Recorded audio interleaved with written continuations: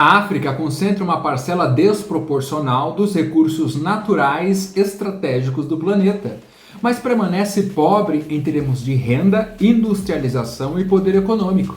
Essa afirmação não é retórica, ela descreve uma contradição estrutural sistêmica internacional. O continente possui petróleo, gás, diamantes, cobalto, lítio, terras raras, terras agrícolas e concentra um dos menores índices de renda do planeta. O problema não é a ausência de riqueza, é a incapacidade histórica de transformá-la em desenvolvimento. Eu sou o professor Menezes e vem comigo entender por que a África é tão pobre, mesmo sendo um dos continentes com uma das maiores densidades populacionais e também sendo um continente rico em recursos naturais. Já deixe o seu like, compartilhe esse vídeo com quem gosta de história, geopolítica e direito internacional.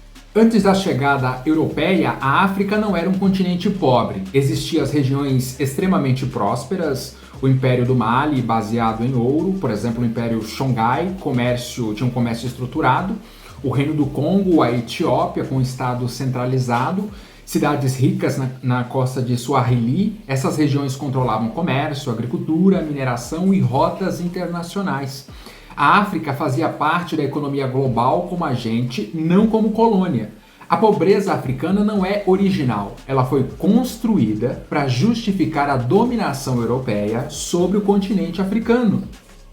A partir do século XV, potências europeias passaram a invadir o continente africano. Países como Portugal, Espanha, França, Inglaterra e depois Bélgica e Alemanha não chegam para realizar comércio em igualdade, chegaram para dominar os africanos e o objetivo era claro: acessar recursos, controlar rotas e explorar mão de obra. A África passa a ser visto não como civilização, mas como estoque de riqueza a ser extraída pelas potências europeias.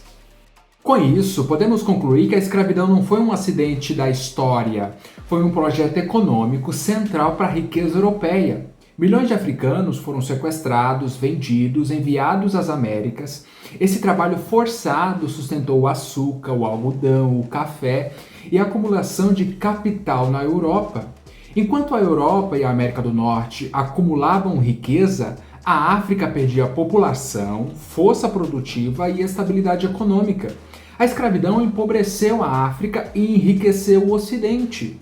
No século XIX, a dominação se torna oficial. A Conferência de Berlim divide a África entre potências europeias, sem consultar os africanos. França, Inglaterra, Bélgica, Alemanha e Portugal redesenham o continente para atender seus próprios interesses econômicos. As colônias africanas foram organizadas para fornecer matéria-prima barata, consumir produtos europeus e não desenvolver a própria indústria africana. Uma infraestrutura foi construída no continente africano apenas para exportar riquezas para os colonos europeus. No século XX, a África se torna politicamente independente, mas a estrutura econômica colonial permanece. As antigas metrópoles continuam sendo controladas. Comércio, crédito, tecnologia, empresas estratégicas. Muitos países africanos nascem endividados, frágeis e dependentes. Mudou a bandeira, mas não mudou o sistema de colonização europeia. Enquanto a África empobrecia, a Europa enriquecia. A riqueza acumulada por países como Inglaterra, França, Bélgica, Holanda, Portugal tem ligação direta, pessoal, com escravidão, exploração colonial e extração de recursos africanos. A Revolução Industrial Europeia não aconteceu no vácuo, ela foi financiada por séculos de exploração do continente africano. Antes da dominação europeia, a África abrigava impérios organizados, ricos e politicamente estruturados. Mali, Songhai, Congo, Etiópia e reinos da costa de Swahili. Não eram sociedades frágeis ou atrasadas, eram centros de comércio, poder e produção. A destruição desse império não foi acidental, ela foi consequência direta da escravidão, colonização e reorganização violenta do continente para servir interesses externos. Ao longo desse processo, a dominação europeia não apenas explorou recursos, ela quebrou estruturas, políticas locais, fragmentou territórios e criou estados artificiais. Nesse ambiente surgiram regimes autoritários, elites dependentes e governos frágeis, muitas vezes sustentados ou tolerados por potências estrangeiras. A desigualdade não nasce depois, ela foi plantada ali. A África não é pobre simplesmente, pessoal, por incapacidade, mas ela é pobre pelo fato de potências estrangeiras terem dominado o seu território. Ela também não tem ausência de história, civilização ou incapacidade.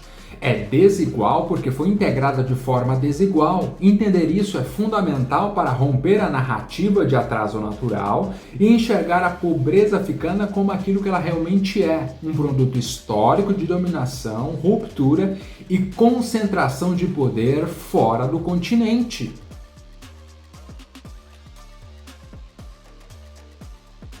E você, pessoal, o que você acha da história que foi desenvolvida aqui nesse vídeo? Entendeu por que a África ela é tão seriamente agravada em suas riquezas, em seus recursos naturais? Claro, isso aqui foi um ponto de vista, existem vários pontos de vista de o porquê a África é tão pobre, mas talvez, pessoal, o principal fator seja de fato as potências europeias. A África ela foi dominada pelas potências europeias e foi ali tirado do seu continente a possibilidade de produzir riqueza. Isso é historicamente comprovável e não devemos então tentar mudar a história. Isso é um fato. Mas o que você acha de tudo isso? Deixa aqui nos comentários, eu quero saber a sua opinião. Compartilhe esse vídeo com quem gosta de história, geopolítica e direito internacional. Eu sou o professor Menezes e até o próximo vídeo.